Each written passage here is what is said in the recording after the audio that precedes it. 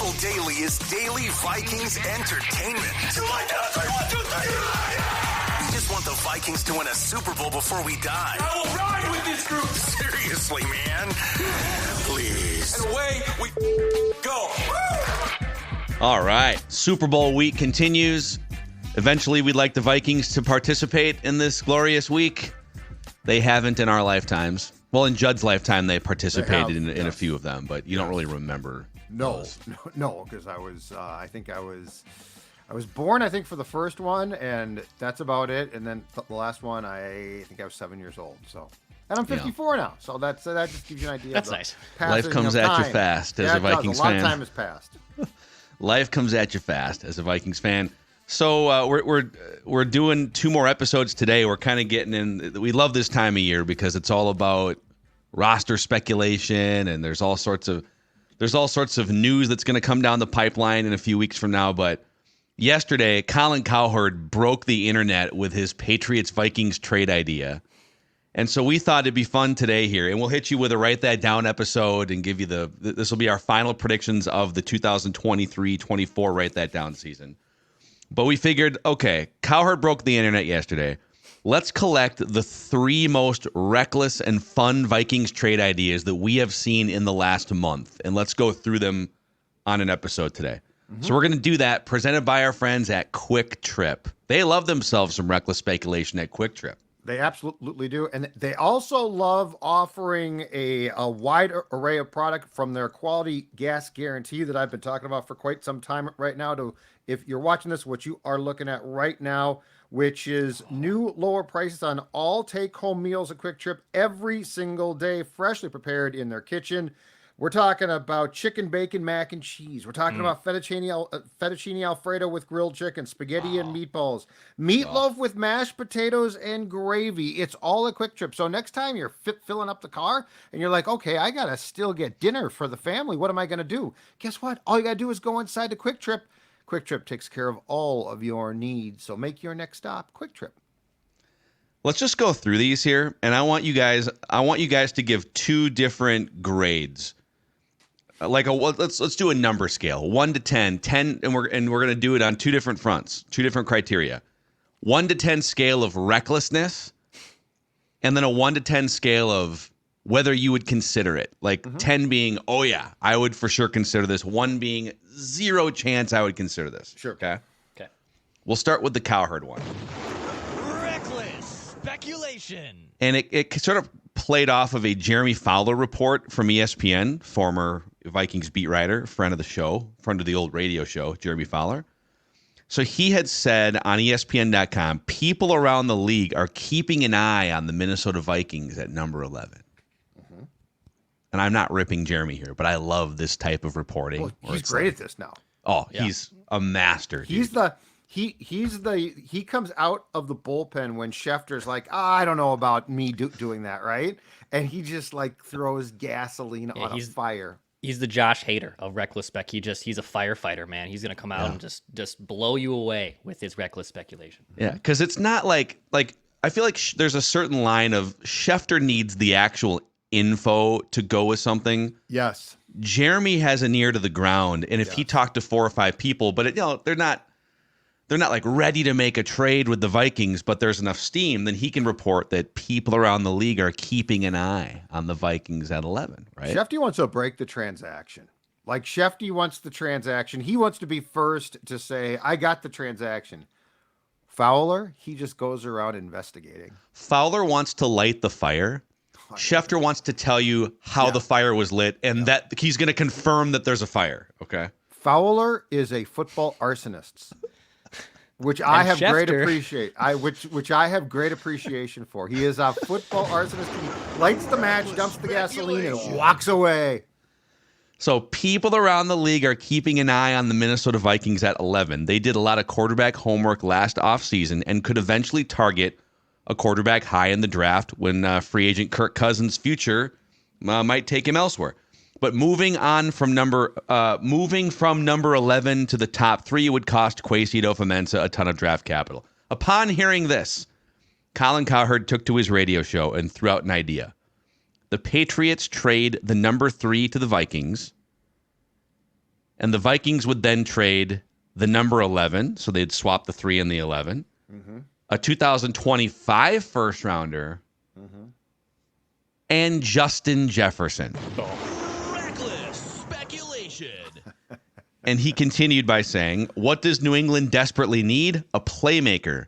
I'll give you next year's first round pick and Justin Jefferson to move up from 11 to 3 because they've already got Jordan Addison and a tight end they like in TJ Hawkinson. They've got skill players already, even without Jefferson. Next year's 1, Justin Jefferson, and the Vikings can move up to the 3 and get their quarterback of the future. Okay, 1 to 10 on a reckless scale. At 1 to 10, would you do it? It's a 10 reckless. It's an absolute 10. Reckless I mean, you're talking about football arson. This is unbelievable. So it's a 10, and on a scale of 1 to 10, would I do it? Would I do this particular one? It's like a 2. Justin Jefferson. I don't think you need to trade him. By the way, though, so if you like, let's say just in a hypothetical world, this trade were to occur, who's going to throw him the football? Like the Patriots. Oh, the Patriots? Yeah. Well, they would. Just a bridge guy? Well, a couple things. They could draft J.J. McCarthy at number 11, or they could make a play for J.J. McCarthy later in the first round or early second round.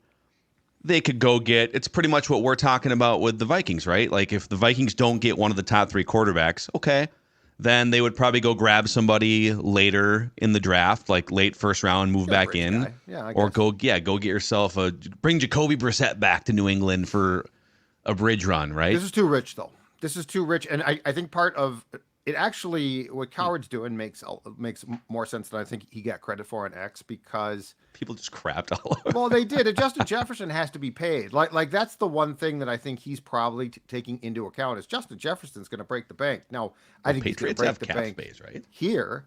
I hope to God they do with their current situation. They have the 3rd most cap space. They have Yeah, $66 so they can million do it. in cap space. But yeah, this is a 10 and a 2. Maybe they just go get Kirky Boy and they trade for Justin Jefferson and JJ stays happy with Kirk. Maybe Dude, that happens. They actually could afford to do that. Yeah, they could. Wouldn't that be fascinating? speculation. I mean, the reckless nature is a 10. But if I'm trading Justin Jefferson, I'm sorry, I need more. I'm not just trading Justin Jefferson to go up to number 3. I need more. I need more value than that. So, yes, the reckless. I love what he's doing. I respect it because we always do. We love our reckless speculation on here. I'm with Judd. I'm probably in the likelihood scenario, like a 3, like a 2 or a 3. It wouldn't do it for me. I would need more from Justin Jefferson. I agree. It's a 10 on the reckless scale for sure. I mean, quite frankly, bravo to Colin Cowherd for joining the reckless speculation lifestyle. Absolutely. Great. I would say I'm open to these conversations because, again, we would be hypocrites if we have spent the last several years on this show talking about the danger of giving one player on your roster, Kirk Cousins, 15 to 20% of your salary cap, and then turning around and handing Justin Jefferson $35 million a year, which would be, around 15% of the team's salary cap. Now, the argument against that is if you're going to pay top dollar for a player at a position, at least you're getting the best player at that position.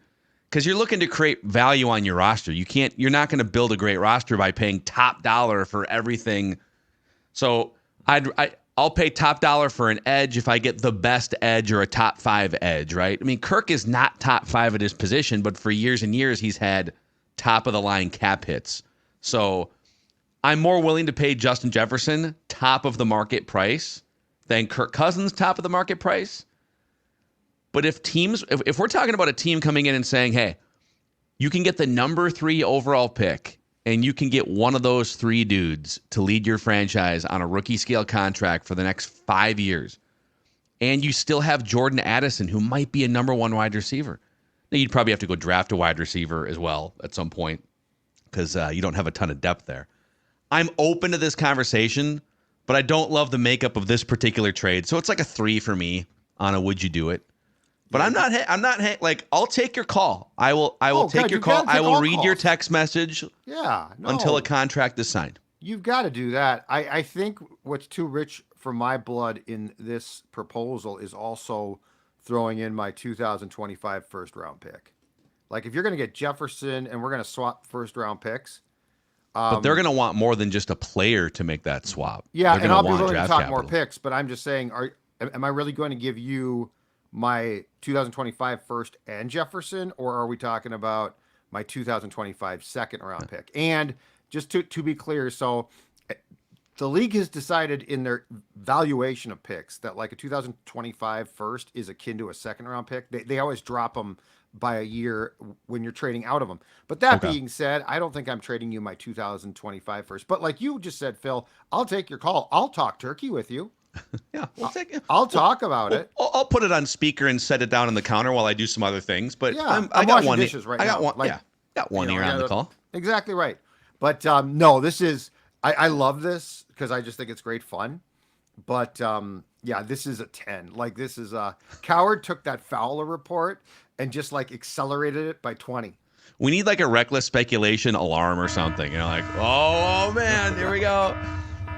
Okay, let's go to we've got 3 of these here. We've stockpiled 3 of the most reckless Vikings trade ideas.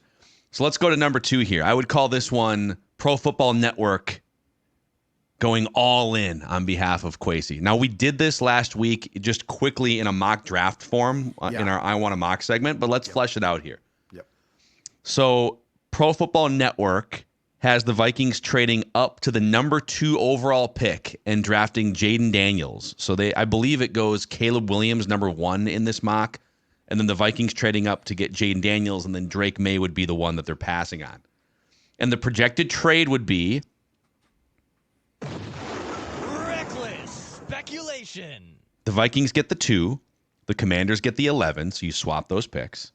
The Commanders also get the Vikings' second-round pick this year and the 155th pick, which is what, like a late fourth or fifth? It's a day 3 pick. Yep. Plus the Vikings' 2025 first and third-round picks. Yep. And here's the write-up. With Caleb Williams off the board, we'll throw another change into the order of the top 3 quarterbacks. Rather than having the Commanders take Drake May to replace fellow Tar Heel Sam Howell, we'll have them trade down and ride with the incumbent starter for 1 more year, depending on how the board falls later. Again, mock drafts are a game of information. Sources expect the Vikings to be aggressive in the draft in their search for a franchise quarterback on a rookie deal. Jaden Daniels can make every throw and has elite athleticism.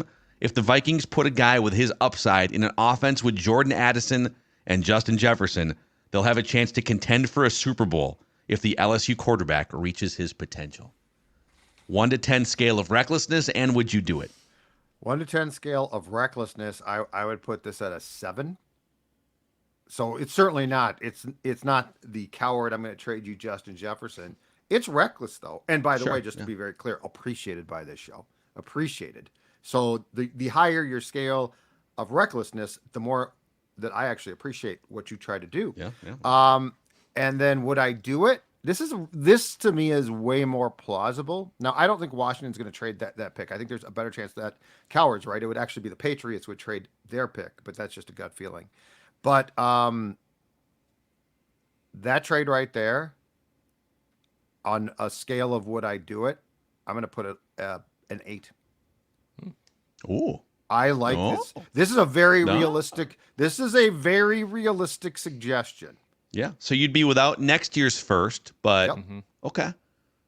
You know, But you if got I your got my franchise guy- quarterback. You got Jefferson under contract at that point, I'm assuming, right? For the next This is 5 the price years. of poker. But to me, this one's a fair one. I'm gonna put it at 8. And by the way, you would still have your 2 fourth-round picks, the Vikings would, in this. So they'd have 108 and 129. So it wouldn't be like you're without a draft pick until the 6th round. So you would still have 2 fourth-round picks in this scenario because the Vikings have the 108 and 129. Yeah. Reckless scale, I'm in line with Judd. It's probably like 7 or 8. And actually, I'm going to call this a 10. I think if I'm offered this trade, I can see say that. yes. If I'm Totally Kwesi see and if I'm running the Vikings, I'm gonna make this trade every single time. I'm with Dex on here. So I think the recklessness, just based on some of the reports of the Vikings trying to move up for Anthony Richardson last year, and they've been scouting every one of these top 6 quarterbacks all across the globe since the start of the college football season. It's like a 5 on the reckless scale. I mean, it's reckless because you're giving up some capital and you're moving up. I hear you. First time in franchise history they've made an aggressive play up in the first round. And I'm with Dex, dude. It's a 10. I do this 100 times out of 100. I have no debate about that. And if you whiff, okay. But I know I've kind of gone back and forth on this show about, boy, you better be, if you're going to give up that much draft capital, you better be really sure about those top 3 quarterbacks versus just like picking a really good defensive player and then making another move later. But let's get to that one here because that's the third scenario. All right. Reckless speculation. Where the Vikings get aggressive, but not until later in the first round. So this one's from this morning. CBSSports.com has a new mock out this morning. Just out of nowhere. I love this one. It's an RKO out of nowhere. So here's what they have. They've got the Vikings taking the Florida State edge rusher Jared Verse with the number 11 overall pick. And then you think the night's over, right? Oh, it's great. Oh, Vikings made their pick. Okay, well. Some pack up and go home. Yeah. But not CBS Sports, not Kwesi. Because what happens later in the first round is the Vikings trade from 42nd overall, their second round pick. They trade with the Cardinals to get into the 27 slot. They trade back into the first round, and they snag Michigan quarterback J.J. McCarthy. Now, there is no actual trade price in this article. It just says they would trade up to 27. Mm-hmm. So I just went to the draft value trade charts and figured you'd probably have to give up, because you don't have a third round pick this year, so you'd have to give up probably your first fourth round pick this year, and then either a second or a third, probably a second round pick next year to make the value work on this. But you'd move up 15 spots to get J.J. McCarthy. So you'd have 2 first round picks, the Florida State edge rusher, and then J.J. McCarthy, presumably potentially on a 5-year rookie scale contract. Okay, 1 to 10.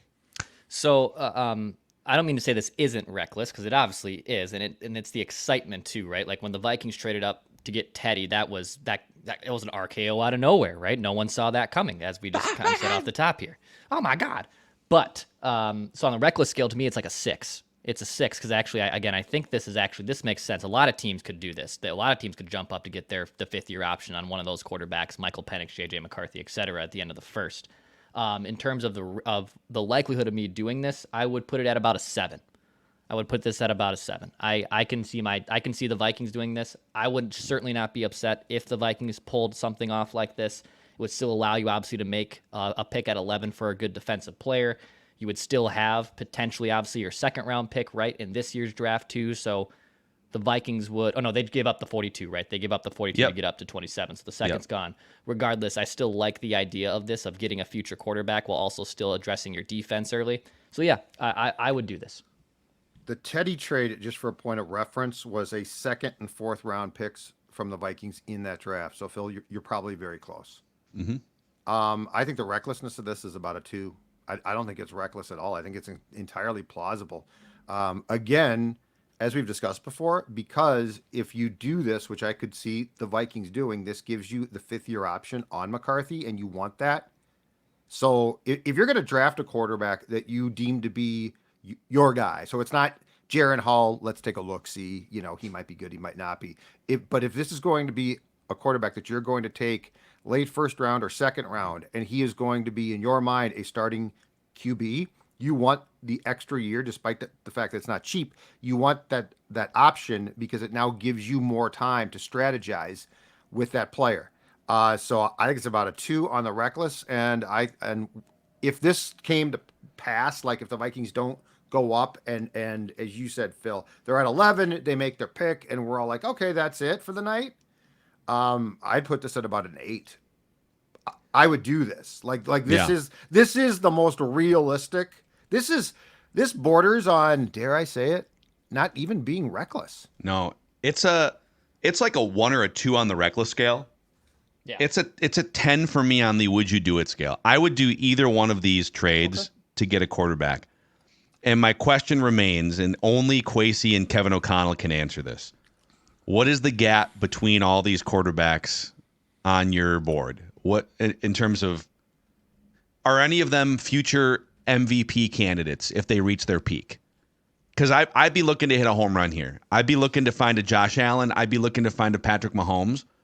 And so if they think Jaden Daniels or Drake May are gettable via trade up, and if they reach their peak potential, we're talking top 5 dude in the league who wins an MVP, awesome. I'm willing to take that risk. If they're kind of 50-50 and there's flaws and they're not 100% sure, I would lean toward the third scenario, or the second trade scenario we just laid out, which is, okay, if you're not totally sure, that's fine. Don't then trade a bunch of capital to move up. Take a defensive player and then make a lesser move later and go get a J.J. McCarthy. So I would endorse either one of these. However you can make it happen, get a quarterback in the first round. To go back to the second one, which was not nearly as reckless as Cowherd and is intriguing, I will say this. In my opinion, the recklessness of that scenario is the quarterback they take. Like, if you get to 2, do you take Jaden Daniels or May? Like that. They would know, right? They would know who they're taking. I think they would know. Oh, they definitely would. But I'm saying it would be open for a large discussion based on May's skill set and the fact that up until now, and it's already started to change, and the combine is not here yet. There are now questions about if May is going to fall more, which I'm trying to decide where that comes from. It's teams that want him to fall, right? Well, but it's too early to plant the seed, guys. Let's slow that roll. Like, this is a process. It's like they're jumping the gun. When should we plant the Drake May slander seeds? Like, should we what do it in February, or should we wait till? The last thing you saw was his film from games, which hasn't changed.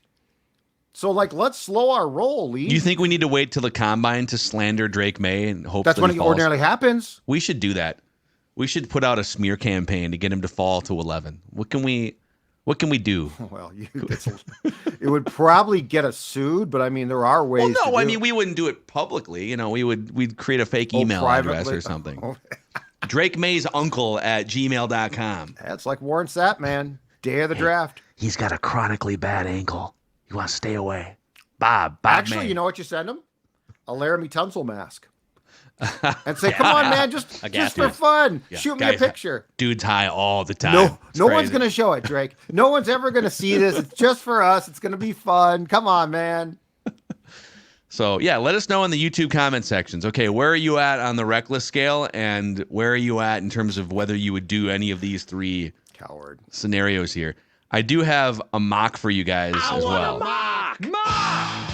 Presented in part by our friends at Zero Res, helping to deep clean your homes, okay? Be honest with yourself. When's the last time you deep cleaned your air ducts, your carpets? Like not just vacuuming, but like an actual deep clean. Well, that's where Zero Res can come in here. A 4.9 out of 5-star rating on Google with 17,000 reviews. And here's what they're offering. It's the Score North special. You can ask for it when you call or go to the website. Get 3 rooms, 0 resified, starting at just $119 and a free hallway. And this month, take $75 off when you get your air ducts 0 res clean. That's 952 res or zeroresminnesota.com. Say you want the Score North special. Spell it forward or backwards. It spells the same. 0 res. Also, Nutrisource is here fueling our animals. The official dog and pet food of Score North and Purple Daily. Maya Mackey was very nice. She slept in a little bit longer today. Of course, like as soon as I open my eyes, she's just like in my face. Hey, where's my Nutrisource chicken and rice, guy? 6:30 today. 6:30. Stella starts to make noise. And you know what she said? Let me outside, and then I want my breakfast. And of course, that is another delicious meal from our friends at Nutrisource. Yeah, Mom had an early call, and then I heard we have a new collar on Vinny. It's one of those dog tag IDs, so it's got like the thing built into the collar, which is nice, but it still has his shots, the little things that are shown on the YouTube channel. And this dude, when he wakes up, loves a shake, loves to do the, and it is the only downfall of this new collar is it is the loudest shaking collar I have ever heard, and it could wake up anyone within a 3-mile sight. But luckily, just give him some Nutrisource treats, and it'll calm him down. During shows, Stella's collar has to come off. That's or right. I she'll remember shake us. in the background. Yeah, I remember us. We made that decision a few years ago, I think, didn't we? I'm like, I got to take this thing off. Wait, so every day you take her collar off before you record and then put it back on? I mean, she sits on the couch, but if I don't, she'll start to shake. She knows exactly how to interrupt the show. He hates when his collar's off. He is pissed. He needs that. Oh, He's really? like he feels naked. I don't know. Interesting. He's Stella like, likes it. Don't look at me. He just starts biting at his collar to get it back on. He's like, no, put that back on. It is funny how they know, like, if I shake and make this noise, then it'll get the human's attention, and I can get my Nutrisource. NutrisourcePetFoods.com to find a Nutrisource retailer near you. I want a mock. Okay. This one's from today. This was updated this morning from our friends at WalterFootball.com. Let's go. You son of a- Always happy to have him in the house. Wally Football. Making me turn off my ad blocker and then immediately putting up just obnoxious pop-up ads all over here. God. We'll see if I can make it through. So, Wally Football has the Bears taking Caleb Williams, the Commanders, or still labeled on this website, the Redskins. They haven't changed it? Somebody might want to send a note to WalterFootball.com that they changed their name. We had this problem like a month ago with this site. It's hilarious. And they're using the old Redskins logo, too. I wonder if Walter is like a longtime Washington Redskins fan trying to make a point here. 100%. Okay. This is intentional. This is not a oversight. So Drake May goes to Washington. Okay. And then Jaden Daniels goes to the Patriots. So chalk. Marvin Harrison Jr. to the Cardinals. Brock Bowers, the Georgia tight end, to the Chargers. Malik Neighbors, LSU wide receiver, to the Giants. Joe Alt, offensive tackle, Notre Dame, to the Titans. Dallas Turner, edge rusher, Alabama, to the Falcons. Rome Dunze, wide receiver, Washington, to the Bears. Olu Fashanu, offensive tackle, Penn State, to the Jets. Ooh, interesting. Minnesota Vikings at number 11. This is a pick change. Previously, I love how they put this here. Previously, Walter Football had Nate Wiggins, the cornerback from Clemson, going here. But this time, Walter Football has, out of Texas, defensive tackle Byron Murphy II. I want a mock. Trenches help. All right. I can handle that. The Vikings have lost a lot of talent on the defensive line recently. Here's a big talent to help in the trenches. He's been impressive as both a run defender and a pass rusher. The only negative is that he lacks length. So it's like the Sharif Floyd problem where he's got small arms. T-Rex I arms. don't know how you can play with small arms. The Burger King hands? I got these tiny hands. How am I supposed to eat this Whopper? Not sure. But that's not all, because Walter Football has a second round here to this mock draft I thought you were updated gonna today. Trade. Okay. Let's just go right to the 42nd pick, where the Minnesota Vikings, according to Walter Football, got the chimes now, No, of course. I love it. select out of Washington quarterback Michael Penix Jr. I want a mock. So I wouldn't hate this type of thing. Go get a stud defensive player, and then This is where I think CBS with the mock draft and trade that you went through as scenario 3, this is where I think they're right. I don't think you're waiting. I think if you really want McCarthy or Penix, I don't think you're gonna chance you got to it. go. Yeah, We gotta go. you got to go. I think well, you they gotta get in. Bo the Nix first round. is going to Denver 12th. Trying to see where Wally has JJ McCarthy going. Oh man, these pop-ups. Wally is doing good business on this website. Let me tell you. Oh, we can lower emissions. Dairy Farmers of America pop up here. Oh, Dairy Farm. Oh, it's like a gamified. You click and you can play a game. That's great. Oh, I'm sure that'll go well for your computer. Now there's another. I can't. It's not even letting me get to the second half. You're about to of get the first blue screen of death, but besides that, everything's going great for your computer. round. This is amazing. Jared Verse dropping to 20. Yeah. JJ McCarthy nowhere to be found here in the first round. Can so I really you could get access. trust a mock that has the Washington football team with a name that was deemed so incredibly racist that it had to be changed? I mean, you're gonna have to take it up with the WalterFootball.com board of directors, Judd. But I'm just not Send sure I a can trust. I'm strongly just worded throwing email. it out there. I love Wally. We'll always support his mock draft. but I'm not quite sure I can trust him when he doesn't know the team names. Send a strongly written email to walterfootball at angelfire.com. I'm sure it's been done. It's walterfootball at geocities.com. I'm pretty sure. GeoCities. Walterfootball at hotmail.com. ESPN, the Go Network. ESPN.go.com. All right, that's a wrap on this recklessly speculative episode of Purple Daily. We will have our final Write That Down predictions of this Write That Down season on the second episode of the show today. And we'll make our final quarterback cesspool challenge Super Bowl picks as well. Thanks for hanging out with us here on Purple Daily.